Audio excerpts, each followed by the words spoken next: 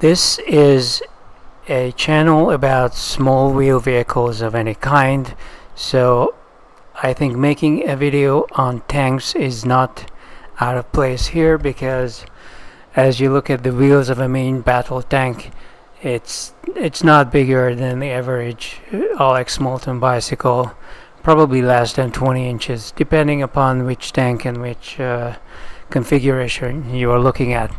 If you're new to this channel, you may want to scroll down and click on the link to get to the details. This video is going to be about tanks, and especially which tank is the best one in the current war, which I would call World War III, or the Ukrainian War, if you want to call it that. Look at, but my first favorite was the French B1, which you can see here. This is a rather small, very cute, very well designed tank. It's actually very sturdy. If you look at this heavy armor on the two sides protecting the wheels, it's actually quite a butch little tank. And here's another image of it. You can download a bunch of videos of this tank.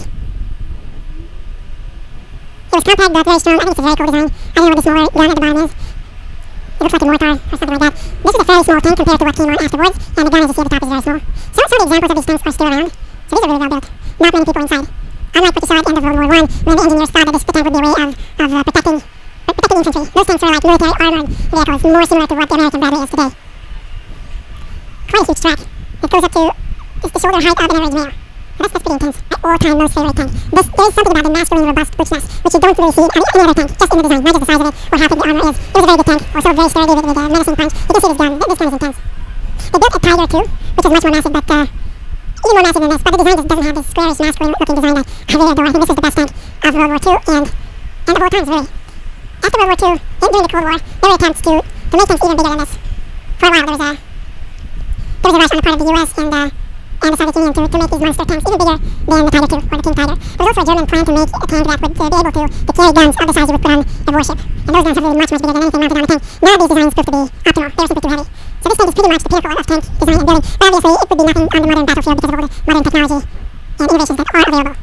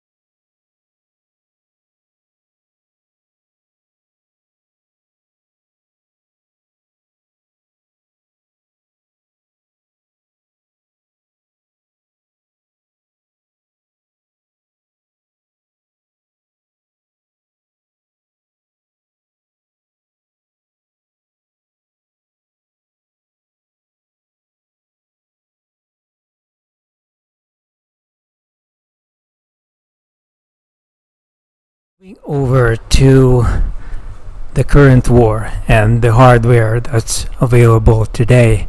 I'm going to start with the American M1 tank. This tank has been around since the 1980s. It has received much criticism, but at the same time it has proven itself quite a number of times. It's been involved in Iraq, it's been around, and it has been tested, you can see that it's a massive, sort of a rolling fortress. If you look at the specs that interest me more than anything else are the speed and the weight. You look at the weight of this tank. It runs around 70 tons and even goes beyond it. If you look at the speed on paved roads, it can crank out maybe 40 miles an hour. And the crew is also important. How many people do you have to train to operate these tanks? And this one has a crew of 4, and that's the same with the Challenger, same with the German tank as well. This is the Challenger.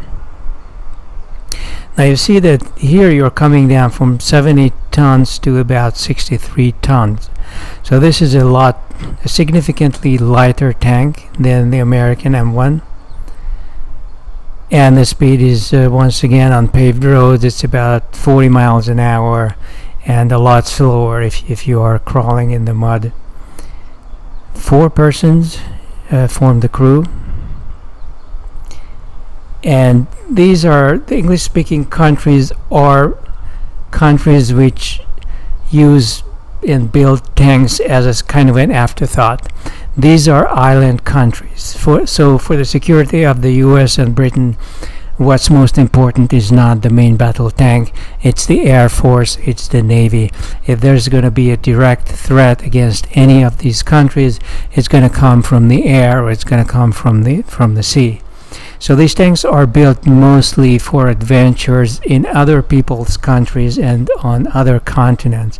In fact, the M1 and the British Challenger have never ever been deployed in their own countries to defend that country.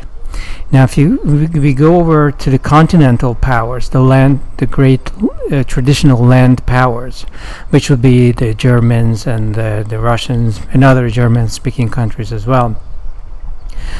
This Leopard 2 is just my first impression. This is the hottest looking tank of the bunch, no doubt. And supposedly it also drives nearly like a big BMW, and the German engineers often forget that this is not a car show, this is a war, but they make absolutely beautiful tanks.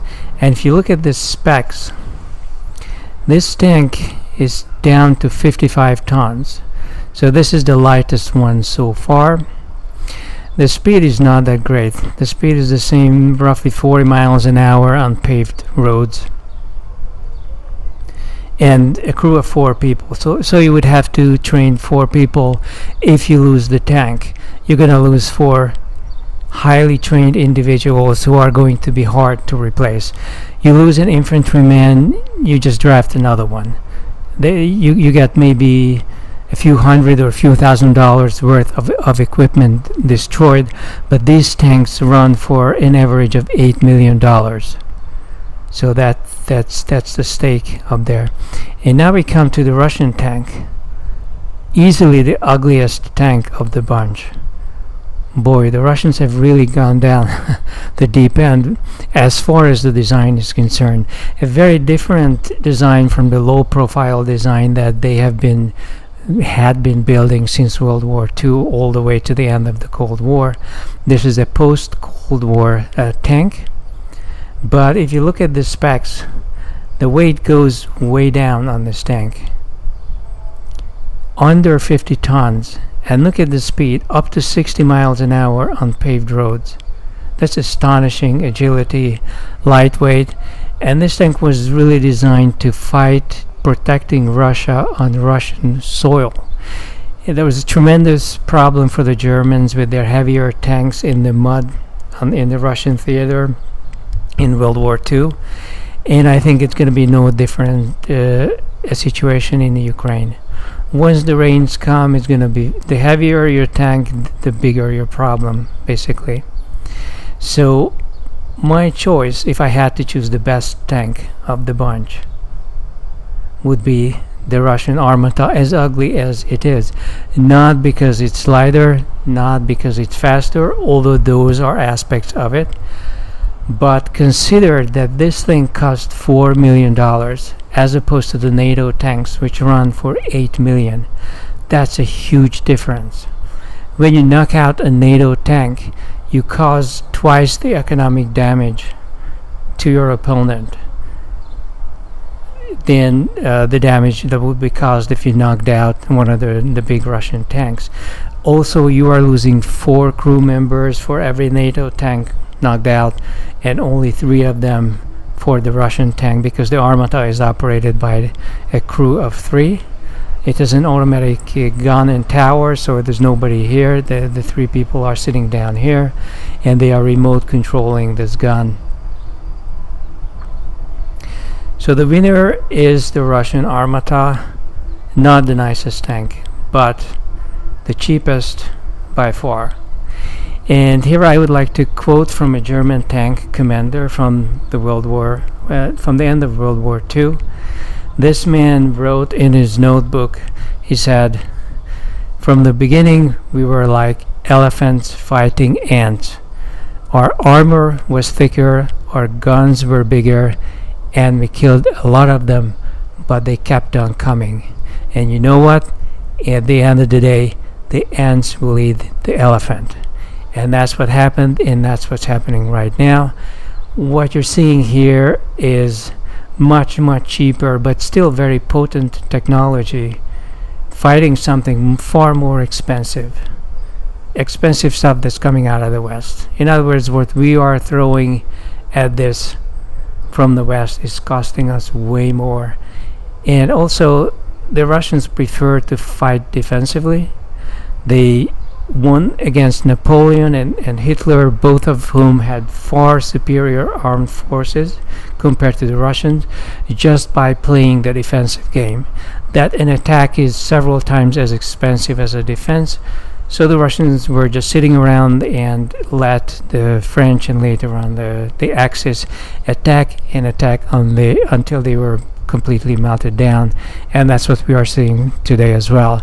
The Ukrainians and various other NATO assets are just ramming against this concrete wall of impenetrable defense that the Russians have set up, and it's costing us several times as much as it would cost for the Russians to defend themselves.